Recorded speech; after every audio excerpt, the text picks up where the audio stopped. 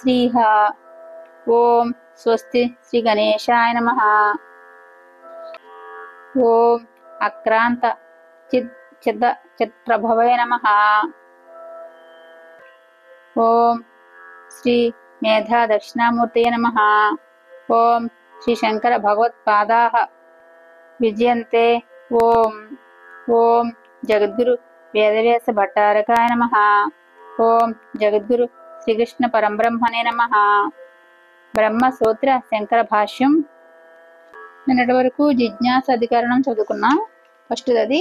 ఇప్పుడు మనకి జన్మాధ్య అధికరణం అంట, రెండోది సూత్రం. 2 జన్మాధ్య అధికరణం. ఇది బ్రహ్మకు లక్షణం ఉన్నదా లేదా? లేదు. ఎందువలనగా జన్మ మొదలైనవి జగత్తులో ఉన్నాయి కానీ బ్రహ్మలో లేవు. అంటే బ్రహ్మకు లక్షణం ఉందా అని అడిగారు. లేదు అంటే ఎందుకల్లంటే జన్మ మొదలైనవి జగత్తులో ఉన్నాయి కానీ బ్రహ్మలో లేవు. మనకి జగత్తులో జన్మలు ఉన్నాయి కానీ బ్రహ్మకు ఏమీ లేవు అని చెప్తున్నారు. బ్రహ్మ స్వరూపంగా చెప్పిన సత్యం మొదలైనవి లోకంలో ఎవరికీ తెలియవు. బ్రహ్మలో ఎవరికీ తెలియవు. బ్రహ్మస్వరూపంగా చెప్పిన సత్యం మొదలైనవి లోకంలో ఎవరికీ తెలియవు. ఈ లోకంలో ఉన్న వాళ్ళకి తెలియదు. బ్రహ్మలో కారణత్వం ఉంది. పుష్పమాల మీద భ్రాంతి చేత ఆరోపించిన సర్పమును వలె ఈ కారణత్వాన్ని లక్షణ చేత చెప్పవచ్చును. లోక ప్రసిద్ధమైన సత్యత్వాదులు అఖండమైన బ్రహ్మను లక్షణావృత్తి చేత బోధిస్తాయి. బ్రహ్మేతి, బ్రహ్మ జిజ్ఞాస చేయాలని వెనకటి అధికరంలో అంటే జిజ్ఞాస అధికరంలో చెప్పబడింది. ఆ బ్రహ్మ అనగా ఏది అనే ప్రశ్నకు సమాధానంగా భగవంతుడైన అంటే పూజ్యుడైన సూత్రకారుడు జన్మాద్యస్య యతః అనే సూత్రం చేత లక్షణం చెబుతున్నాడు. వివరణ.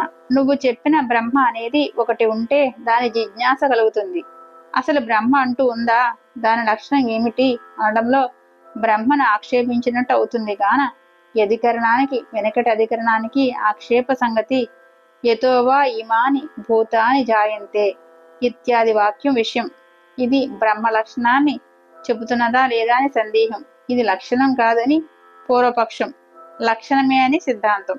పూర్వపక్షం వాళ్ళు ఇది లక్షణం అంటారంట, ఇది లక్షణం కాదు సిద్ధాంతం అని మన చెప్తున్నారు ఇక్కడ.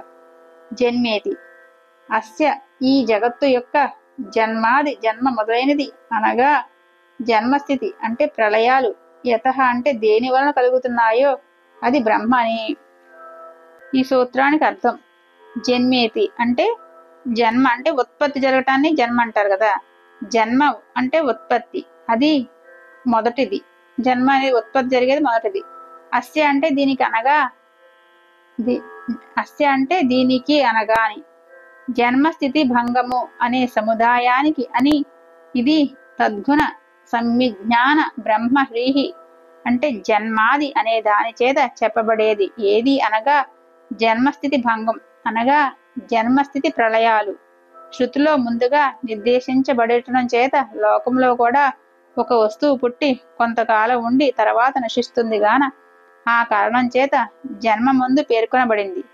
శృతి నిర్దేశం ఎదనగా యతోవా ఇమాని భూతాని జాయంతే అంటే దేని నుండి ఈ భూతాలు పుట్టుచున్నాయో అనే వాక్యంలో జన్మస్థితి ప్రళయాలు ఆ క్రమంలోనే చెప్పబడినవి. ఈ భూతాలన్నీ దేని నుంచి పుట్టుతున్నాయి అని ఆ వాక్యంలో జన్మస్థితి ప్రళయాలు క్రమంలో స్థితి జన్మ పుట్టడం మళ్ళీ ప్రళయాలు ఈ ఆ క్రమంలోనే చెప్పబడినవి. వస్తురుత్వం అనగా వాస్తవ స్థితి కూడా అలాగే కనబడుతున్నది. వస్తురూపం కూడా అలాగే కనబడుతుంది. పుట్టడం ద్వారా ఉనికికి వచ్చిన ధర్మిక అంటే వస్తువుకి స్థితి. పుట్టడంతో అక్కడ కనిపించినట్టు స్థితి. నాశనం అనేవి కలుగుతాయి. పుట్టడం ఎప్పుడు జరిగిందో నాశనం కూడా జరుగుతాయి కదా. ప్రత్యక్షాదుల ద్వారా ఎదుట కనబడుతున్న వస్తువు అస్య అని యథం శబ్దం చేత నిర్దేశించబడుచున్నది. ఎదుట కనబడుతున్న ఈ జగత్తు యొక్క అనర్థం. అస్య అనే షష్ఠీ విభక్తి జగత్తుకు జన్మాది ధర్మాలతో ఉన్న సంబంధాన్ని బోధిస్తుంది. యశః అని కారణం నిర్దేశించబడుచున్నది. కారణమైన దేనివల్ల అని అర్థం. ఈ జగత్తు హిరణ్య గర్భుడు మొదలైన జీవుల నుండి జనించలేదు, పరబ్రహ్మ నుంచే జనించింది అని స్పష్టీకరించడానికి చెబుతున్నాడు. జగత్తు హిరణ్యగర్భుడు మొదలైన జీవుల నుండి జనించలేదు. ఈ జీవుల నుంచి జనించలేదు, పరబ్రహ్మ నుంచే జనించిందని స్పష్టంగా చెప్తున్నారు అని చెప్తున్నాడు. అస్యేతి పేర్ల చేత రూపాల చేత విడిగా చూపబడుతున్నది. ఒక పేరు పెట్టుకుని రూపంగా కనపడుతుంది. ఇది దీని పేరు, ఇది దీని రూపం అని వేరువేరుగా గ్రహించబడుచున్నదని అర్థం. అలా అనేకులైన కర్తలతోనూ భోక్తలతోనూ, అంటే ఆయా కర్మ ఫలాన్ని అనుభవించే వాళ్ళతోనూ, ఒకళ్ళు కర్త భోక్త రెండు కర్మఫలాన్ని అనుభవించే వాళ్ళతోనూ కూడినది.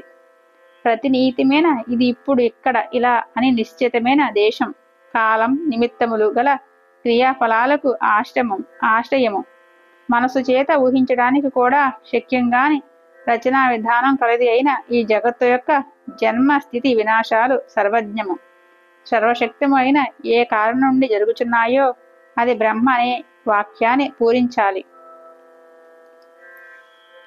ఈ క్రియలన్నిటికీ ఫలము ఆశ్రయము మనసు చేత ఊహించడానికి కూడా సఖ్యం కాదు విధానం. ఈ జగత్తు యొక్క జన్మ స్థితి వినాశాలు అని అవన్నీ సర్వజ్ఞము సర్వశక్తమైన ఏ కారణం జరుగుతున్నాయో అది బ్రహ్మని వాక్యాన్ని పూరించాలి. ఇవన్నీ ఎలా జరుగుతున్నాయి? శక్తి సర్వజ్ఞము సర్వశక్తమైన కారణం నుండి జరుగుతున్నాయని, అది బ్రహ్మ అలా జరుగుతున్నాయి, అట్లనే బ్రహ్మ అనే వాక్యాన్ని పూరించాలని చెప్తున్నారు. బహురీహి సమాస ఘటితాలైన పదాల అర్థాలు సమాసార్థమైన అన్యార్థంతో కలిపి తద్వారా క్రియతో అన్వయిస్తే అది తద్గుణ సంవిజ్ఞాన బహువ్రీహి. అలా అన్వయించకపోతే అది అతద్ఘన సంవిజ్ఞాన బహువ్రీహి.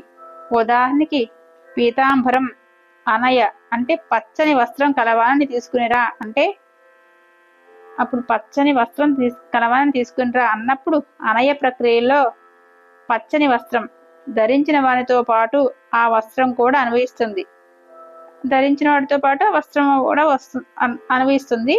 పచ్చని వస్త్రంతో సైతుడైన వారిని తీసుకుని వస్తారు కదా, ఇది తద్గుణ సంవిజ్ఞాన బహురీహి.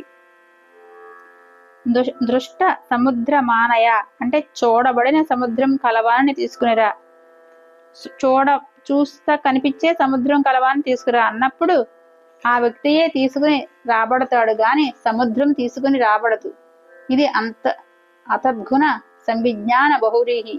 ఇక్కడ జన్మాది అనే నపుంసక లింగ ప్రయోగానికి అనుగుణంగా జన్మస్థితి భంగం అనే విశేషం అన్య పదార్థంగా చూపబడింది. జన్మ అదిహే యస్య తత్ అని బహురీహి సమాసం. అది అతద్గుణ సంవిజ్ఞాన బహురీహి అయితే కేవలం స్థితిభంగం అనేది మాత్రమే గ్రహించబడుతుంది. జన్మ కూడా గ్రహించబడాలంటే దీనిని తద్గుణ సంవిజ్ఞాన బహురీహిగా గ్రహించాలి. అప్పుడు జన్మస్థితి భంగం అనేది గ్రహించడానికి వీలవుతుంది. అంటే ఇలా మన జన్మ కూడా గ్రహించాలంటే అప్పుడు ఎన్ని గ్రహిస్తేనే మనకి గ్రహించడానికి వీలవుతుందని చెప్తున్నారు. ఇక జన్మ స్థితి లయాలే కాకుండా ఇంకా మరికొన్ని భావ వికారాలు అంటే పదార్థాల్లో కలిగే మార్పులు కూడా ఉన్నాయి కదా, వాటిని ఎందుకు చెప్పలేదు అనే ప్రశ్నకు సమాధానం చెబుతున్నారు. జన్మ అట్లకి రావటానికి కారణం ఎన్ని అక్కడ పైన ఎలా గ్రహించాలనే మాట చెప్పుకున్నాం. ఇప్పుడు వాటితో పాటు భావ వికారాలు ఉంటాయి కదా, ఆ పదార్థాల్లో కలిగే మార్పులు ఉన్నాయి కదా, వాటిని ఎందుకు చెప్పలేదనే ప్రశ్నకు సమాధానంగా ఇప్పుడు చెప్తున్నారు. అన్యేషామితి మిగిలిన భావ వికారాలు కూడా పరిశీలిస్తే ఈ జన్మ స్థితి లయాల్లోనే అంతర్గతాలవుతాయి. అందుచేత వాటిని కూడా చెప్పినట్లే అవుతుంది గాన జన్మస్థితి లయాలు మాత్రమే గ్రహించబడ్డాయి. అది చెప్తే జన్మస్థితి లయాలు చెప్తే వాటిలో వికారాలు అన్నీ వస్తాయి కాబట్టి అవి కూడా గ్రహించబడినట్టు అవుతుందని చెప్తున్నారు.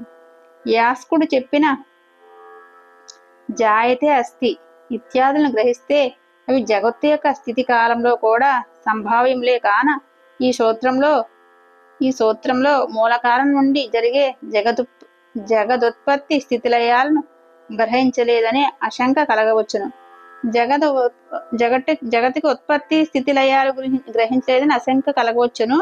అలాంటి ఆశంక కలగకుండా ఉండటం కోసం బ్రహ్మ నుండియే పుట్టుట, బ్రహ్మ నుంచే పుట్టాం, ఆ బ్రహ్మయందే ఉండటం, మళ్ళీ బ్రహ్మయందే ఉంటాం, ఆ బ్రహ్మయందే లీనమవటం అనే వాటిని గ్రహించాలి. మళ్ళీ బ్రహ్మయందు ఉంటాము, మళ్ళీ బ్రహ్మలోనే లీనమైపోతాం. పుడతాము, మళ్ళీ ఆ బ్రహ్మతోటే ఉంటాం మనం. మనలోనే బ్రహ్మ ఉన్నాడు కదా, ఆ బ్రహ్మ ఎందే లేనవటం అనే వాటిని గ్రహించాలి. పైన చెప్పిన నామరూపాభ్యాం ప్రాకృతస్య ఇత్యాది విశేషణాల చేత వర్ణించబడిన జగత్తుకు సర్వజ్ఞాత్ సర్వశక్తే ఇత్యాది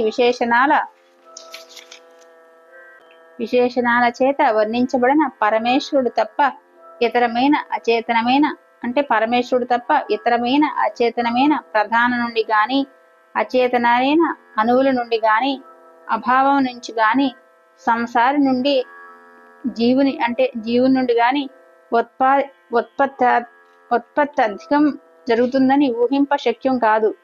ఇది పరమేశ్వరుడు తప్ప మనుషుల వల్ల జరుగుతుందని ఊహింప శక్యం కాదు. పోని స్వభావం వల్లనే జరుగుతుంది. అనగా ఈ ఉత్పత్తి అధికారానికి కారణం అంటూ ఏది ఉండవలసిన పని లేదు. ఇది ఇలా జరుగుతుండటమే స్వభావం. అది చెప్పటానికి వీలులేదు. ఎందువలనగా ఈ ఉత్పత్తాదులు విషయంలో విశిష్టమైన దేశాలు, కాలాలు, నిమిత్తాలు గ్రహించబడుతున్నాయి. అనగా స్వభావం వలనే ఈ జగదృష్ట్యాదులు జరుగుతున్నాయి. ఆ స్వభావం వల్లే జరుగుతున్నాయి జగతుత్పాదులు అని చెప్పినట్లయితే వీటిలో ఒక పద్ధతి, నియమం ఉండకూడదు. ప్రతిదీ ఏదో ఒక అనిశ్చితమైన పద్ధతిలో జరిగిపోతూ ఉండాలి. కానీ మనం జాగ్రత్తగా పరిశీలిస్తే ఇవన్నీ ఒక నిశ్చితమైన దేశం, కాలం, నిమిత్తం మొదలైన వాటిని ఆధారంగా చేసుకుని ఇవన్నీ జరుగుతున్నాయంటే ఆ యొక్క జాగ్రత్తగా పరిశీలిస్తే ఆ దేశం, కాలం, నిమిత్తం మొదలైన వాటిని ఆధారంగా చేసుకుని ఒక క్రమబద్ధ రీతిలో జరుగుతున్నట్లు కనబడుతున్నది. ఇది ఇలా జరగాలంటే నియామకుడైన ఒక ఈశ్వరుడున్నాడని అంగీకరించాలి. స్వభావం చేతనే ఇవన్నీ ఇలా జరుగుతుంటాయి అనటానికి వీలు లేదు అని భావం. ఇవన్నీ ఇలా జరుగుతున్నాయంటే ఈశ్వరుడు అనేవాడు ఉంటాడు, ఆ స్వభావం వల్ల అలా జరుగుతున్నాయి అనటానికి వీలు లేదని భావం. కార్యమైన ఈ జగత్తును చూచి దీని సృష్ట్యాది కారణభూతులైన పరమేశ్వరుని ఊహిస్తున్నాము అని ఈ స్తోత్రంలో చెప్పినట్లయింది. నైయాయికులు మొదలైన వాళ్ళు ఈశ్వరుని గూర్చి అనుమానమే ప్రమాణం అంటారు. భూమి మొదలైన వాటికి ఒక కర్త ఉండాలి. అవన్నీ కార్యములు కాబట్టి ఘటం వల్లే, అనగా కార్యమైన ఘటానికి కులాలుడనే కర్త ఉన్నట్లు క్షిత్యాదికానికి కర్తవ్యమైన పరమేశ్వరుడున్నాడని భావం. ఇత్యాది అనుమాన ప్రమాణం చేతనే పరమేశ్వరుని గురించి తెలుసుకొనవచ్చునుగాన శృతి వాక్యాదుల ఆవశ్యకత అంతగా లేదని వాళ్ళ అభిప్రాయం. తెలుస్తుంది పరమేశ్వరుడు ఉన్నాడని, ఏదో జరుగుతుందని తెలుసు కాబట్టి శృతి వాక్యాలు అవసరం లేదని చెప్తారంట వాళ్ళు. ఆ విషయమే చెప్పుచున్నారు. జీవుని కంటే భిన్నుడైన ఈశ్వరుని ఉనికిని సాధిస్తుందని ఈశ్వర కారణత్వాన్ని అంగీకరించే నైయాయికులు ఉంటారు. జీవుడి కన్నా భిన్నంగా ఈశ్వరుడు ఉనికి సాధిస్తుంది కాబట్టి ఆ ఈశ్వరుడు కారణత్వాన్ని అంగీకరించే నైయాయికులు అంటారంట. అలా అంటారంట నైయాయికులు.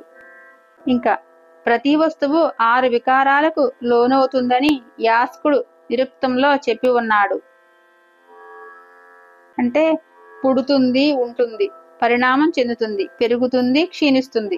పుడుతుంది, ఉంటుంది, పరిణామం మెల్లిమెల్లగా పెరుగుతుంది కదా, పెరుగుతుంది, మళ్ళీ క్షీణిస్తుంది, అది నశిస్తుంది. ఈ విధంగా ప్రతి వస్తువులోనూ దేహాదుల్లోనూ ఈ 6 వికారాలు ఉంటాయని అర్థం. ఈ జన్మాది స్తోత్రంలో ఈ భావ వికార షట్కం నిర్దేశించబడినదని చెప్పవచ్చును కదా.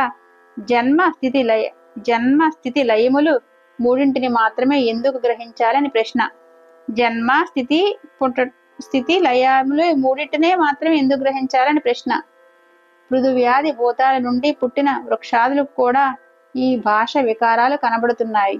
అందుచేత ఈ భావ వికారాలను బట్టి చూస్తే ఊహించే కారణం పృథ్వీవాదికం కూడా కావచ్చును.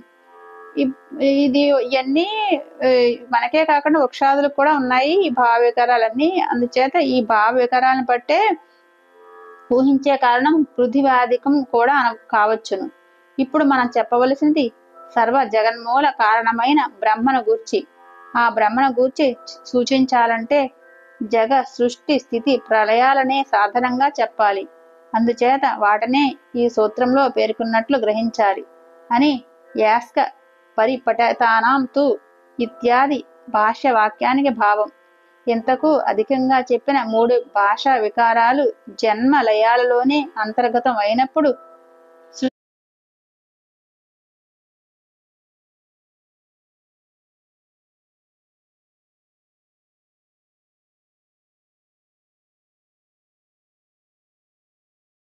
ఓం శ్రీ గురుభ్యో నమః. సర్వం శ్రీకృష్ణార్పణమస్తు. జన్మాధ్యాధికరణంలో మొదటి భాగంగా సంపూర్ణం.